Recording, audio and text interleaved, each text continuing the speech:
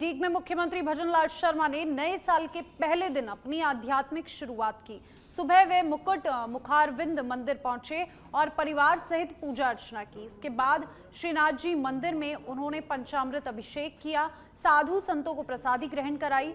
मुख्यमंत्री ने बताया कि उनकी पत्नी गीता शर्मा और बेटे अभिषेक शर्मा ने हाल ही में दंडवत परिक्रमा पूरी की है, जिसके अनुसार साधु संतों के लिए भोजन कराना आवश्यक होता है।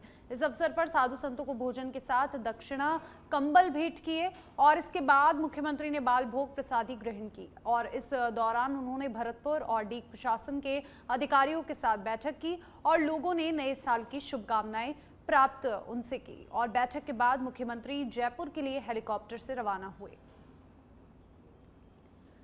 तो मुख्यमंत्री भजनलाल शर्मा ने डीग में अपने नववर्ष की शुरुआत की, पूजा अर्चना करके पंचामृत अभिषेक किया, पूरे परिवार के साथ यहां पर पूजा अर्चना की।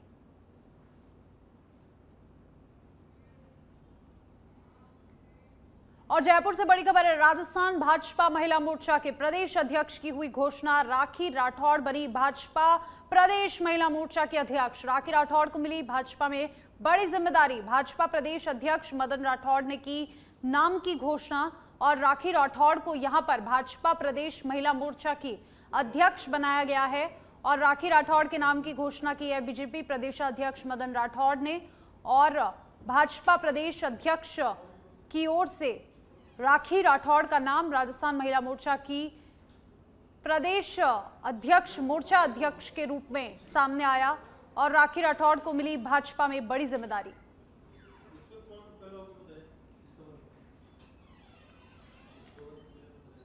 तो राजस्थान बीजेपी से जुड़ी बड़ी खबर इस वक्त की आपको बता रहे हैं। राजस्थान महिला मोर्चा की अध्यक्ष बनी राखी राठौड़। बीजेपी प्रदेशाध्यक्ष मदन राठौड़ ने राखी राठौड़ के नाम पर लगाई मोहर और राखी राठौड़ को राजस्थान भाजपा में बड़ी जिम्मेदारी दी गई।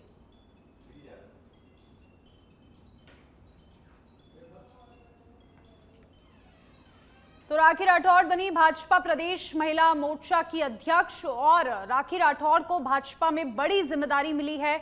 देखिए, अनुभवी नाम पर यहां पर प्रदेश अध्यक्ष द्वारा मोहर लगाई गई है और भाजपा प्रदेश अध्यक्ष ने इस नाम की घोषणा की है। राजस्थान महिला मोर्चा एक की जो अध्यक्ष पद होता है वो एक बड़ी जिम्मेदारी होती है और इसे राखी राठौड़ को सौंपा गया है। ऐसे में भाजपा में इन्हें बड़ी जिम्मेदारी मिली है और अब लगातार भाजपा महिला मोर्चा से जुड़े सभी विषयों पर इनका नेतृत्व रहेगा और राजस्थान महिला भाजपा की ओर से यहां पर राजस्थान महिला मोर्चा के अध्यक्ष की नाम की घोषणा हो चुकी है। राखी राठौड़ को भाजपा में बड़ी जिम्मेदारी मिली है। भाजपा प्रदेश अध्यक्ष मदन राठौड़ ने राखी राठौड़ को बड़ी जिम्मेदारी सौंपी है। सिक्किम के राज्यपाल ओम माथुर 2 दिवसीय दौरे पर करौली पहुंचे। आगमन पर उन्होंने सबसे पहले शहर के प्रसिद्ध मदन मोहन जी मंदिर में दर्शन, विधिवत पूजा अर्चना की और इस अवसर पर उन्होंने प्रदेश और देश की खुशहाली, समृद्धि और शांति की कामना की। मंदिर ट्रस्ट के पदाधिकारियों ने माला पहनाकर और प्रसाद भेंट कर उनका आत्मीय स्वागत किया। राज्यपाल के दौरे के दौरान पूर्व सांसद डॉक्टर मनोज राजौरिया, जिला कलेक्टर नीलाभ सक्सेना, पुलिस अधीक्षक लोकेश सोनवाल सहित प्रशासनिक अधिकारी, गणमान्य नागरिक उपस्थित रहे। दर्शन के बाद राज्यपाल मैरिज गार्डन में आयोजित सम्मान समारोह में शामिल होंगे, जहां पर स्थानीय जनप्रतिनिधियों और सामाजिक संगठनों द्वारा उनका अभिनंदन किया जाएगा। इसके उपरांत वे कैला देवी माता और अतेवा स्थित संत मोनी बाबा के आश्रम के दर्शन करेंगे।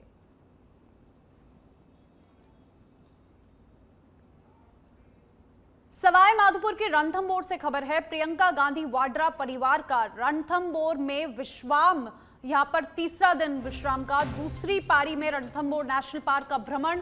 प्रियंका गांधी वाड्रा के साथ बच्चे और अन्य पारिवारिक सदस्य भी शामिल। गांधी परिवार के सदस्य खुली जिप्सी में सवार होकर पहुंचे नेशनल पार्क। 30 दिसंबर को राहुल गांधी, प्रियंका वाड्रा और रॉबर्ट वाड्रा सड़क मार्ग से पहुंचे थे रणथंभौर। नए साल से पहले किया रणथंभौर नेशनल पार्क का भ्रमण और यहां पर टाइगर सफारी का भी लुफ्त उठाया। खुली जिप्सी में सवार होकर नेशनल पार्क पहुंचा गांधी परिवार और गांधी परिवार में प्रियंका गांधी वाड्रा, राहुल गांधी और परिवार के अन्य सदस्य रणथंभौर टाइगर रिजर्व पहुंचे। यहां पर टाइगर सफारी का आनंद उठाया और प्रियंका गांधी वाड्रा के साथ बच्चे और अन्य सदस्य भी रणथंभौर में देखे गए। तो सवाई माधोपुर के रणथंभौर से यह खबर, जहां पर गांधी परिवार टाइगर सफारी का लुत्फ उठा रहा है। गांधी परिवार का हर सदस्य यहां पर रणथंभौर नेशनल पार्क का भ्रमण कर रहा है। ओपन जिप्सी में प्रियंका गांधी के साथ बच्चे और अन्य सदस्य दिखाई दे रहे हैं।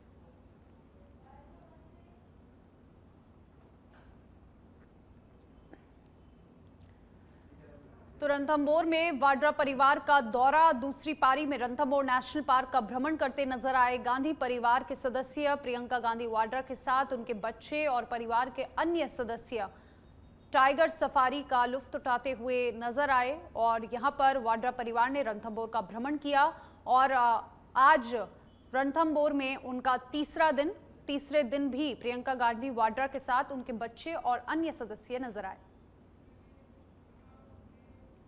टोंक जिले में हाल ही में पकड़े गए विस्फोटों के बाद जखीरे के मामले में अब जांच का दायरा और बढ़ गया है।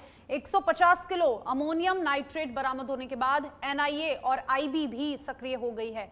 आज अल सुबह जयपुर से एनआईए अधिकारियों की टीम बरौनी थाना पहुंची, जहां पर विस्फोटकों की जांच की गई और गिरफ्तार आरोपियों से पूछताछ की जा रही है। जानकारी के अनुसार डीएसटी टीम ने रिचौज गांव से 2 आरोपियों सुरेंद्र और सुरेंद्र मोची को गिरफ्तार किया है, जिनके पास से भारी मात्रा में अमोनियम नाइट्रेट बरामद हुआ। मामले की गंभीरता को देखते हुए दिल्ली तक सुरक्षा एजेंसियां अलर्ट हो गई है। पुलिस अधीक्षक राजेश मीना ने बताया कि प्रारंभिक पूछताछ में विस्फोटक अवैध खनन में सप्लाई करने की बात सामने आई है, लेकिन संवेदनशीलता को देखते हुए सभी एंगल से जांच की जा रही है। जांच पूरी होने के बाद पूरे मामले का खुलासा किया जाएगा। कार्रवाई थी उसमें एक सियाज कार में एक्सप्लोजिव मटेरियल था, तो उसमें 2 व्यक्ति पकड़े गए थे और फिर उनसे पूछताछ की, फिर उनको गिरफ्तार किया गया। इसमें मुख्य रूप से यही है कि जो मैगजीन है वहाँ से एक्सप्लोजिव मटेरियल को लेकर जो इलीगल माइनिंग करते हैं उनको सप्लाई देना अभी पूछताछ में और इन्वेस्टिगेशन में सामने आया है। बाकी हम एक्सप्लोसिव मटेरियल की सेंसिटिविटी को देखते हुए सारे एंगल, डिफरेंट एंगल से सभी तरीके से जांच कर रहे हैं, पर प्राथमिक रूप से और जो चीज़ें सामने आई है उसमें कि इलीगल जो स्टोन मशीनरी स्टोन होता है उसकी ब्लास्टिंग के लिए जो एक्सप्लोजिव यूज़ होता है उसको अवैध माइनिंग के लिए यूज में लेने के लिए ये। और इसी खबर पर हमारे साथ पुरुषोत्तम जोशी फोन लाइन पर जुड़ गए हैं, हमारे संवाददाता।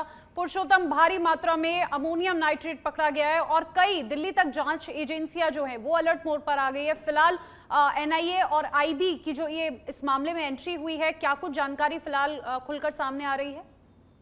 जी देखिए, बिल्कुल गुलगुन, बीते दिन यह जब साल का आखिरी दिन था 31 दिसंबर का, तब यह जो जिला स्पेशल टीम है उसने एक कार को रोका। उस कार के अंदर से 150 किलो अमोनियम जो नाइट्रेट था वो बरामद किया गया।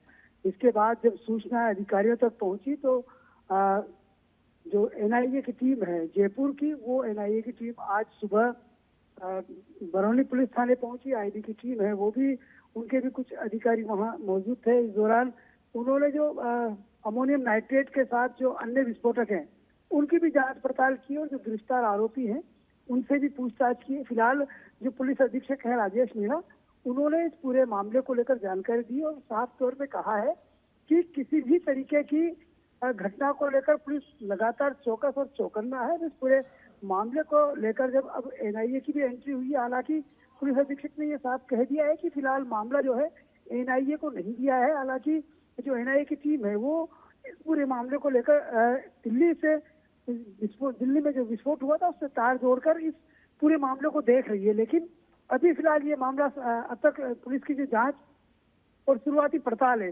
उसमें सामने आया है कि ये पूरा मामला अवैध माइनिंग से जुड़ा हुआ है और इस अवैध माइनिंग के अंदर ही यह विस्फोटक जो लाया जा रहा था बूंदी से, यह विस्फोटक किसी मैगजीन से लाया गया है। फिलहाल मैगजीन का जो नाम है वो भी पुलिस खुलासा नहीं कर रही है और इस मामले के अंदर कुछ और अन्य लोग हैं जिनको राउंड अप किया गया है, उनसे भी जो पुलिस के अधिकारी वो पूछताछ कर रहे हैं। संभावना ये है कि अगले 1-2 दिनों में इस पूरे मामले को लेकर पूरा तफसील से खुलासा टोंक पुलिस करेगी। फिलहाल इस पूरे मामले को लेकर एजेंट में अलर्ट मोड पे है और वो भी लगातार टोंक पुलिस अधिकारी भी उन एजेंसियों के संपर्क में है और पूरी तरीके से तालमेल बैठाकर किया जा रहा है कि किसी भी तरीके की कोई चूक इस पूरे मामले में नहीं हो, इस पूरे केस में नहीं हो। जिस तरह से इतनी भारी तादाद में मैगजीन बूंदी से टोंक लाया गया, सप्लाई थोड़ी देर में की जानी थी, एक वक्त पर जो पुलिस के जो मुखबिर थे उससे सूचना मिली और ये पूरा कार्रवाई को अंजाम दिया गया है। फिलहाल जो पुलिस अधीक्षक है राजेश मीणा, वो खुद इस मामले की मॉनिटरिंग कर रहे हैं। जो जांच एजेंसियों के अधिकारी हैं उनसे वो लगातार सीधे संपर्क में। जी शुक्रिया आपका पुरुषोत्तम तमाम जानकारी के लिए। और अब खबर दौसा के मेहंदीपुर बालाजी से है। धार्मिक नगरी मेहंदीपुर बालाजी में नववर्ष 2026 को लेकर श्रद्धा और उल्लास का अद्भुत माहौल देखने को मिला। बालाजी महाराज मंदिर परिसर में शहनाइयों की मधुर धुन के साथ नववर्ष का स्वागत किया गया। महंत डॉक्टर नरेश पुरी जी महाराज ने पंडितों के सानिध्य में विधि विधान से बालाजी महाराज को पंचामृत स्नान कराया। इसके बाद बालाजी महाराज को सोने का चौला अर्पित किया गया और स्वर्ण आभूषणों से भव्य श्रृंगार किया गया। मंदिर परिसर में 56 भोग की आकर्षक झांकी सजाई गई। वहीं फूल बंगला झांकी में बालाजी महाराज का दिव्य स्वरूप श्रद्धालुओं को दर्शन देने के लिए सुसज्जित रहा। ढोल नगाड़ों की गूंज के बीच पूरा धाम भक्तिमय वातावरण में डूबा रहा। महंत डॉक्टर नरेश पुरी जी महाराज द्वारा महाआरती संपन्न कराई गई, जिसके पवित्र जल का छिड़काव हजारों श्रद्धालुओं पर किया गया। जय बालाजी महाराज के जयकारों से पूरा परिसर गूंज उठा। तो मेहंदीपुर बालाजी से ये तस्वीरें, जहां पर नववर्ष का स्वागत हुआ, महाआरती के साथ पूरा बालाजी धाम भक्तिमय हो गया और लाखों की संख्या में श्रद्धालुओं की भीड़, भक्तों की भीड़ यहां पर देखने को मिली। शहनाइयों के साथ, मधुर धुनों के साथ यहां पर नववर्ष का स्वागत हुआ। बालाजी महाराज का पंचामृत से संपन्न ये स्नान हुआ। डॉक्टर नरेश पुरी जी महाराज द्वारा यहाँ पर पंचामृत का छिड़काव सभी भक्तों पर किया गया और मेहंदीपुर बालाजी में नववर्ष 2026 का ये भव्य स्वागत देखने को मिला, जहां पर भक्तों का सैलाब बालाजी धाम पहुंचा। और राजस्थान की धार्मिक नगरी मेहंदीपुर बालाजी से ये तस्वीरें, जहां पर महंत नरेश पुरी जी महाराज द्वारा नववर्ष का भव्य आगमन हुआ और बालाजी धाम में यहां पर बालाजी की भव्य झांकी देखने को मिली। बांसवाड़ा जिले में बढ़ती सड़क दुर्घटनाओं पर रोक लगाने के उद्देश्य से प्रशासन ने सड़क सुरक्षा को लेकर बड़ा कदम उठाया। परिवहन विभाग द्वारा चलाए जा रहे सड़क सुरक्षा जन जागरूकता अभियान के तहत कलेक्ट्रेट परिसर से जागरूकता रथ को हरी झंडी दिखाकर रवाना किया गया और इस अवसर पर एसडीएम सोन कुमारी, अतिरिक्त पुलिस अधीक्षक नरपत सिंह और आरटीओ अधिकारी पंकज शर्मा उपस्थित रहे। जागरूकता रथ जिले के शहरी और ग्रामीण क्षेत्रों में भ्रमण कर आमजन को यातायात नियमों के प्रति जागरूक करेगा और वहीं इसके माध्यम से हेलमेट पहने, सीट बेल्ट लगाने, तेज गति से वाहन न चलाने और शराब पीकर वाहन न चलाने जैसे महत्वपूर्ण संदेश दिए जाएंगे। प्रशासन का मानना है कि जन भागीदारी और निरंतर जागरूकता से सड़क दुर्घटनाओं में कमी लाई जा सकती है। और नववर्ष से पहले दिन बयाना क्षेत्र में मौसम ने करवट ले ली। गुरुवार सुबह से हल्की हल्की बारिश का दौर जारी रहा, जिससे तापमान में गिरावट दर्ज की गई और लोगों को कड़ाके की ठंड का एहसास हुआ। दिन का अधिकतम तापमान करीब 16 डिग्री सेल्सियस दर्ज किया गया, जबकि आने वाले दिनों में घना कोहरा और सर्दी बढ़ने की संभावना जताई जा रही है। बारिश और ठंड का सीधा असर बाजारों पर देखने को मिला। 1 जनवरी को दिन भर बाजार सुनहरे यहाँ पर दिखाई दिए। हल्की बारिश से जगह जगह कीचड़ फैलने के कारण आगमन प्रभावित हुआ और मौसम का असर पशु पक्षियों और मवेशियों पर भी पड़ा, जिससे पशुपालकों को विशेष सावधानी बरतनी पड़ रही है। वहीं दूसरी ओर मावठ की ये बारिश किसानों के लिए राहत लेकर आई है, जो रबी फसलों के लिए लाभदायक मानी जा रही है।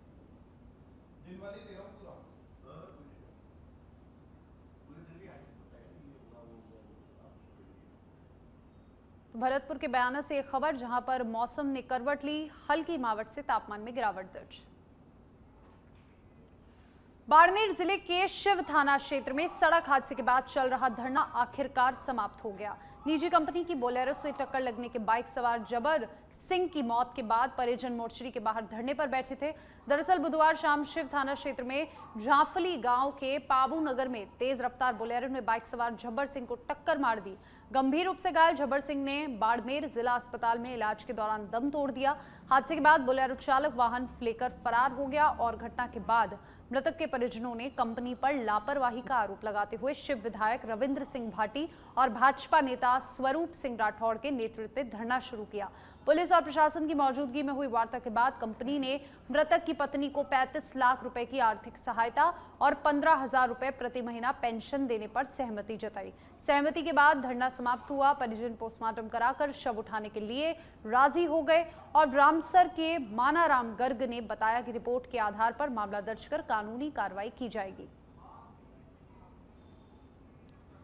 बासूर क्षेत्र में लगातार बढ़ रही चोरी की घटनाओं से ग्रामीणों में भय का माहौल है। रात्रि के समय अज्ञात चोर मंदिरों और दुकानों को निशाना बना रहे हैं।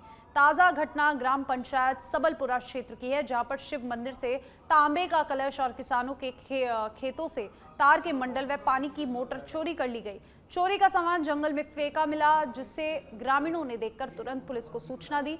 बासूर थाना पुलिस मौके पर पहुंचकर चोरी किए गए सामान को कब्जे में ले लिया और घटना के बाद बड़ी संख्या में ग्रामीण थाने पहुंचे और लगातार हो रही चोरी की वारदात के बारे में पुलिस को अवगत कराया। ग्रामीणों ने चोरों की शीघ्र गिरफ्तारी, रात्रि गश्त बढ़ाने और क्षेत्र में सुरक्षा व्यवस्था मजबूत करने की मांग की है।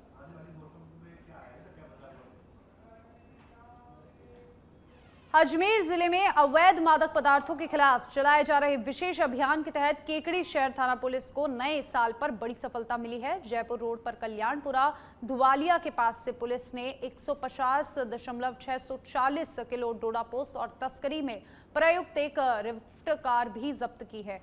और जिला पुलिस अधीक्षक वंदिता राणा के निर्देश में अतिरिक्त पुलिस अधीक्षक राजेश मील और पुलिस उप अधीक्षक हरीश शर्मा के सुपरविजन में ये कार्रवाई की गई। हेड कांस्टेबल राजेश से मिली सूचना पर पुलिस टीम मौके पर पहुंची और सड़क किनारे क्षतिग्रस्त हालत में खड़ी संदिग्ध कार से डोडा पोस्त बरामद किया गया। पुलिस ने अज्ञात चालक के खिलाफ एनडीपीएस एक्ट में मामला दर्ज कर जांच शुरू कर दी है। फरार आरोपियों की तलाश जारी है।